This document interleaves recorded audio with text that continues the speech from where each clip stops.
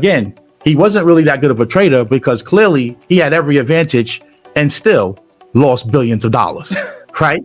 Because in the bull market, everyone looks like a genius. Everything's going up. Right. You look like a genius until eventually the market goes down. And then now you get exposed for the fact that, you know what, you're really not that bright after all.